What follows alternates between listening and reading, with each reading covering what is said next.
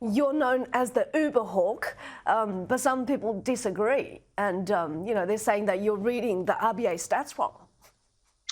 Yeah, look, I think even being a hawk is a little unfair. If we look at the scope of history, a hawk would be telling us that our interest rates need to be up at sort of 6%, and that's because this inflation is real. And history shows that if we don't get it out of the economy, the consequences are dire. That is, we'll have to raise rates to such a level that will guarantee a recession and will guarantee loss of businesses and jobs. That's what we saw in the late 80s. It's what we saw in America and Europe in the 1980s.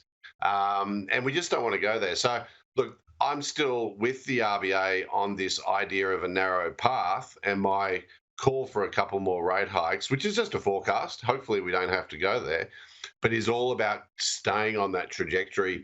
But most importantly, the real pressure being brought to bear on Australians right now is not from higher interest rates, it's from the cost of living. It's from inflation. So we've really got every incentive to get rid of it, even if that means a short period of higher interest rates. Yeah, tell me about it. I've got tomatoes at the grocery store selling for $12 a kilo. That's pretty expensive for a very common vegetable. How is the government going to balance all that? Not release too much money into the economy and also try to contain inflation and keep voters happy? Yeah, well, it is a diabolical situation for them because every political instinct's going to be to sort of be seen to be doing something. But really, that could be counterproductive. We'll find out on Tuesday what their judgment is, both in terms of economic policy and also in terms of the politics. And I think the politics do tend to win the day, unfortunately. And that'll put pressure on the RBA. But it is simply a case that you provide any kind of extra money into the household sector for people who are doing it tough. They will spend it. That'll add demand into the economy, and that makes it harder to get inflation down. It's unfortunately as simple as that. And I fear that what we're going to see on Tuesday night is extra spending. And of course, that will see a lot of economists suggest that that's going to put upward pressure on interest rates. What would you do if you were Jim Chalmers?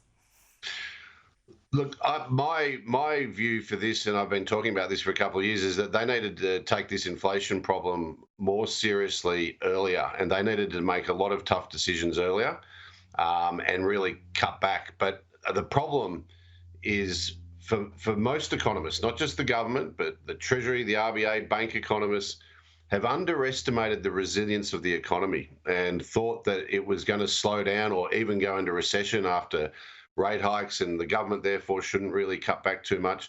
But now with hindsight, we know that this economy has actually performed pretty well. So we would have been cutting back earlier, and now we'd be probably at a stage where we could look to go the other way.